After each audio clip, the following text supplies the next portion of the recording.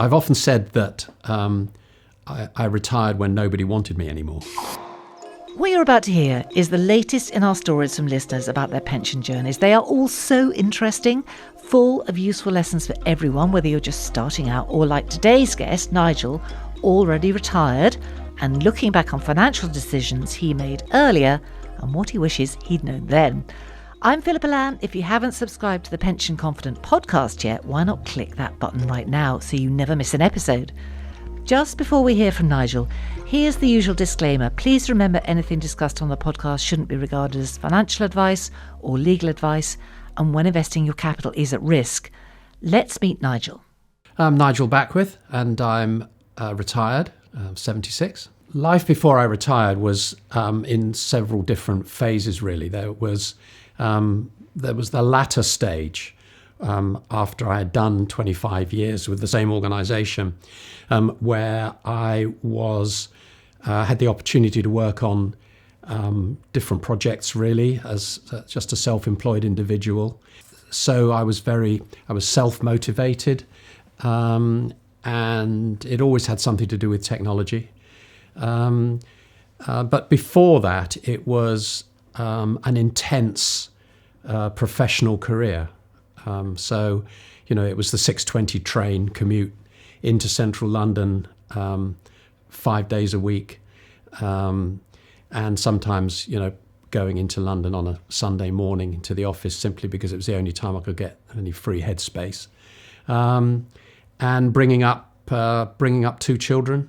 I think my dad might have said to me on more than one occasion, are you putting stuff aside for your old age and whatever? And I would say, well, I would have liked to, and I did plan to, but this came up and that came up.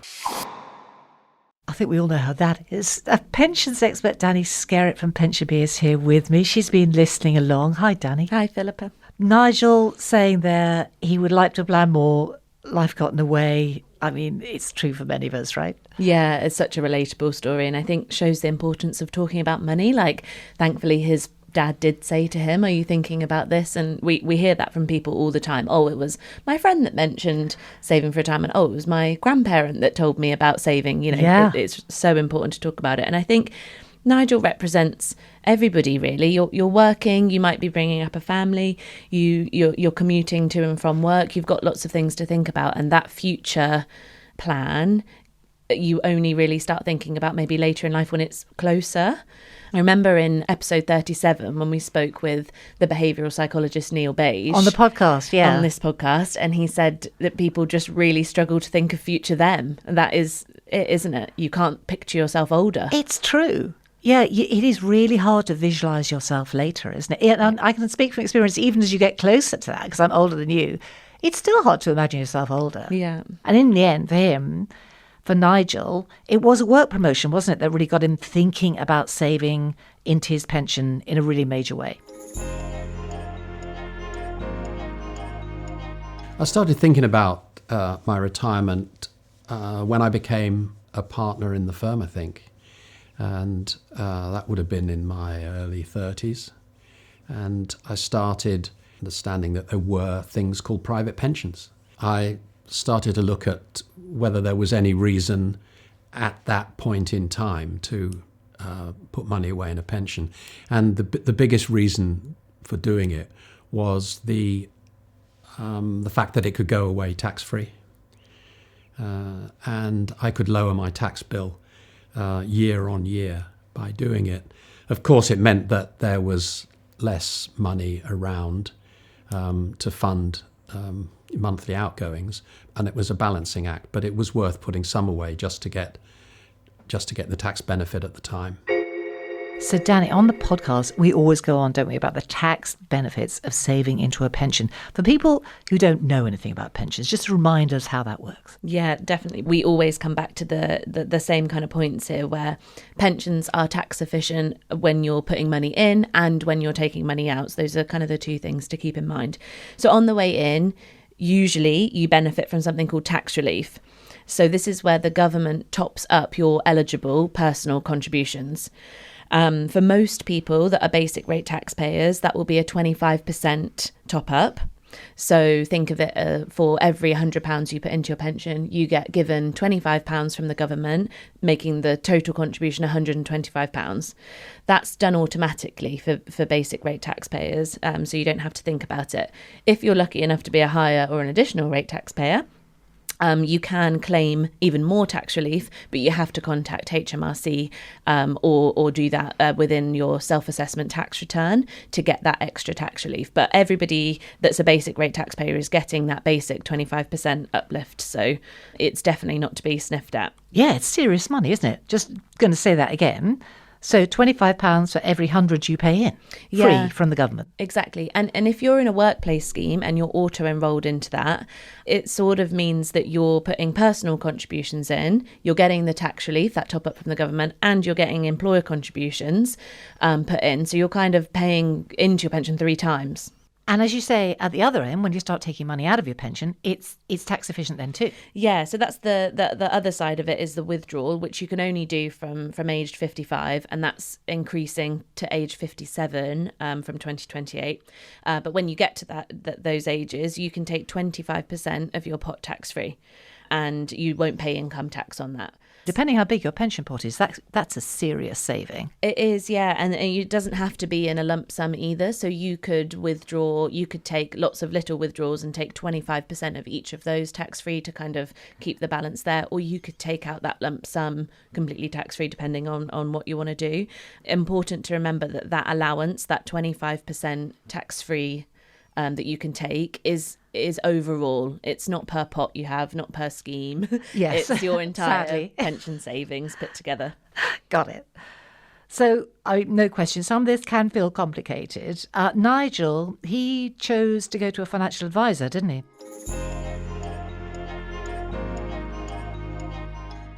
We went with an active manager for a couple of years, and I was shocked at the charges. And the markets had not done well during that period of time. And in fact, I'd never followed markets before, but because this money was now being actively managed, I was sort of following the markets. And I had an overall loss in one particular 12-month period in which, and I had to pay the fees for the active management, and I was paying the IFA, and I looked at it and I just thought, well, this is silly. And I was chatting to my son, who is a young, full-time employed guy, and I said, are you doing any pension stuff? He said, yeah, I'm putting a little bit aside, and I'm using this platform called PensionBee. And he showed it to me, and it was a bit of an eye-opener for me, although I'm very app savvy and tech savvy because that's my background. But I looked at it and I thought, well, this is dead easy. Having moved to the PensionBee app, I find the ease of just flicking it open and seeing the information there about the value today and the other breakdowns. It's quite comforting, and I also am comforted by the fact that I'm not constantly worrying about the creaming off the top. Yeah, so as Nigel said, he had a particularly bad year and he ended up both losing money and paying big fees on his pension. Obviously, it's not great. It can happen. He obviously didn't want that to happen again, though, because he started looking around for other options. And he liked the idea of managing his pension on an app. Yeah, I think it's really interesting that he's kind of had both experiences here. He's paid for an IFA, an independent financial advisor, and he's also done a bit of managing his own savings on a provider's app. I would say with independent financial advice, that can be very helpful. If you have big sums of money, if you have big pension pots, and the rules are complicated and you have a complex tax situation, that can be helpful for peace of mind, but you have to pay for it. Your provider's not going to give you that advice. So it's definitely an option. But yeah, and you can. I mean, that can save you making expensive mistakes. In fairness, can't it? It can. Yeah, it definitely can. You can look to your provider for guidance, though, and you can get your provider to explain the different fees that you might be paying and the different things involved in that pension plan. So, I would maybe suggest doing that first. And then if you feel like it's a complex situation, then paying for that advice.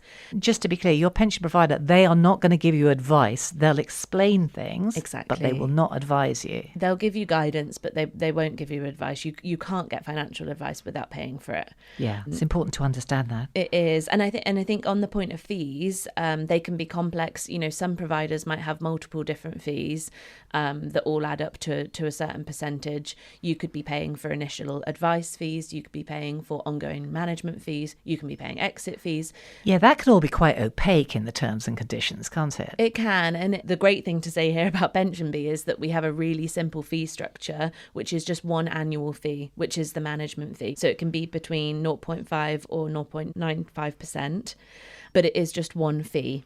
Yeah, so at least there is clarity. There's clarity there, and there's no sort of hidden charges. Nigel also mentioned, following the markets and the markets having a bad year and things like this. And I think it's really important to remember that with pensions, it's a long-term investment. And so for some people, they might like to follow markets and understand why their balance might be moving with the stock market. Yes. And that's important to understand, and it can give you clarity, and it can give you a bit more confidence of exactly where your money's invested and how it fluctuates and how it grows, hopefully. But if you're a long way from retirement, it might not be sensible to have that eye on markets moving. This is an interesting thing, and it depends how people feel about it, doesn't it? Because, if you love that sort of thing, if you love watching the markets and you love seeing what's happening on a daily basis, fine. But it's important not to let it freak you out. Because, Definitely. as you say, long-term investment, there's going to be ups, there's going to be downs. Exactly. He also mentioned things like actively managed, and without going into it on the podcast, we have a lot of explainers on the PensionBee website about what an actively managed pension is and what a passive managed pension is. So it's worth also reading some explainers, and again, if you don't understand, asking your provider, am I in an actively managed fund? Am I, what am I doing, so that and you can have a bit more confidence around where your money is. It's like all financial products, isn't it? You really, really do need to understand exactly what you're getting into before you commit. I mean, obviously, in the end, Nigel retired. And since then, he has had the chance to mull over a bit what he might have done differently about retirement planning. I've often said that I retired when nobody wanted me anymore. And that didn't happen straight away. It wasn't like a cut-off. It was a full-time professional career, decided to do something different, went into a senior executive position, didn't like it, and then got involved in what you might call bits and pieces. I wasn't focused enough on it in terms of, was there a number I was aiming for? Did I know what that number should be? Was it easy to calculate? Looking back, yes, it would have been very easy to calculate, even if you just say, there's this pot of money and I expect to live for another 25 years, so I'll divide it by 25 and see how much a year it is. I mean, I know it's not as simple as that, but it's not far off at the end of the day. Yeah, it's interesting, isn't it? He's thinking about that total pot and sort of calculating it. I think it's hard to think of the total end number. I think it's much easier to break down and think about the annual income you want to take. Yes, I think that's right, because it is so far away, isn't it? It's hard to know what that money will be worth anyway in 10, 20, 30 years' time. It is, yeah. There's loads of different benchmarks or forecasting you can do. And one sort of rule to have a look at, and you don't need to necessarily follow it, but a good rule to have a look at is a 4% withdrawal. So this is a sustainable withdrawal method that was developed in the 90s by a financial planner in the US. And he had looked at historical stock market and bond performance and kind of come up with this 4% withdrawal being a sustainable method. And what it means is if you take 4% of your pot every year, it should last 30 years or more. Okay. So that's quite good, because then you can sort of apply that to whatever your end pot is. So say, for example, you have £300,000. you can sustainably take 4% of that, which would be £12,000 a year. And the idea is that would last 30 years or more. There's a couple of caveats around that's based on you not changing your investment strategy, so not moving your money around or, I guess, following the market. And that's based on you not taking any other withdrawals other than that 4% a year. Okay. Yeah, I mean, looping back to what I just said earlier about it's hard to imagine what the money will buy you by the time you come to spend it.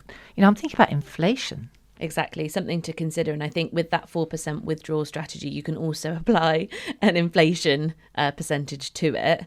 And it's probably smart to do that, isn't it? To get a really realistic idea of how much money you're going to need. Exactly, because we're talking about the money lasting 30 years or more. Inflation is certainly going to fluctuate and play a part in that over that 30 years.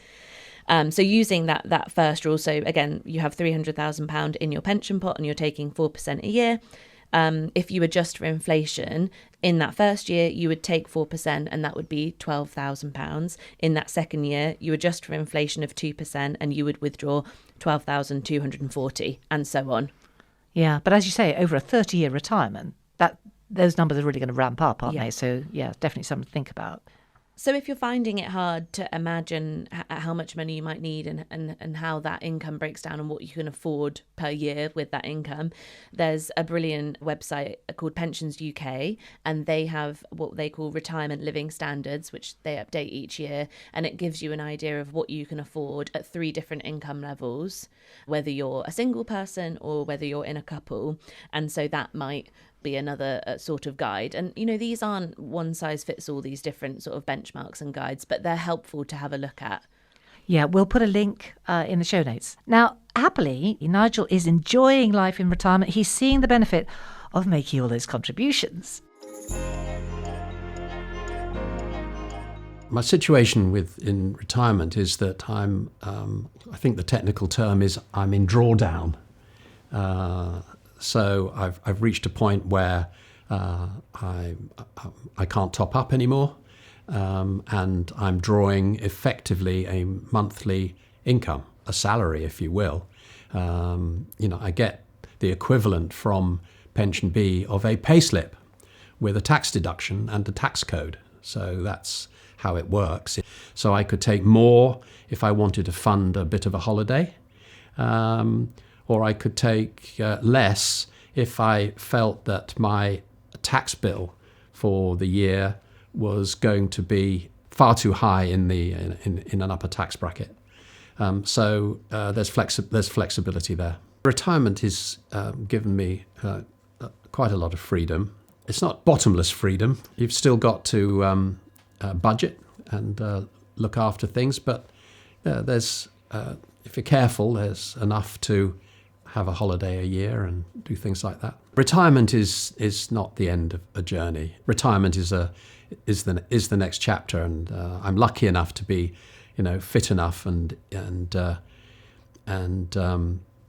my brain still seems to work well enough that and my hand-eye coordination when I'm playing my musical instruments is maybe not what it used to be, but it's still good enough that I can get a great deal of enjoyment out of both of those activities, cycling and music. Yeah, I mean, as he says, if you're fortunate enough to be in good health, retirement, it's not the end. Mm-hmm. It's the next phase. Yeah, exactly. We talk so much about building up your pension pot, which is very important, and the different things you can do to sort of track how much you're saving and project what your future income could be. But it's even more important to think about what you actually want to do with that money. Like, that's what life is all about. It's lovely to hear about the different hobbies and activities that he has. Yeah, the cycling, the music. He's obviously got loads going on. Yeah, it's lovely to hear about what his pension pot has been able to give him in retirement. And that makes it easier. I think when you think about the activities and the lifestyle you want to have, that will make it easier to save. That will make it more motivating to put a little bit extra in if you can. And I think it sort of brings to life what a pension is and what retirement is. Those are two words that I think can be quite scary. People don't want to talk about it. But if you think about what you want to do in later life, that can make saving a little bit easier. Yeah, because I tell you what I'm getting from this series, you're hearing lots of people talking about their retirement and their pensions journeys, but they're all doing that thing, aren't they? They're visualising how they want their lives to be when they get to that point. And obviously Nigel's there already, but the other people we've talked to in the series, they're still on their journey to getting there. Yeah. But it's a lot easier, if you can, to save if you are thinking, well, what will my life be like? Yeah. Because that isn't something you think about every day, is it? What will life be like when I'm older? Exactly. And think about it like a holiday. Like, it's fun to save up for a holiday because you're thinking, I'm going to be 2 weeks on that beach in July. I'm going to save for a year to get there. Yeah. So maybe think of it like that. Yeah, no, I think that's an excellent idea. Thanks, Dani. Thanks to Nigel, too, for sharing his story with us. If you'd like to find out more about pensions and retirement planning, head to those show notes on the episode. We've shared lots of resources, as always, for you to explore for yourself. Just that final reminder before we go that anything discussed on the podcast shouldn't be regarded as financial advice or as legal advice, and when investing, your capital is at risk. Thanks for being with us. See you next time.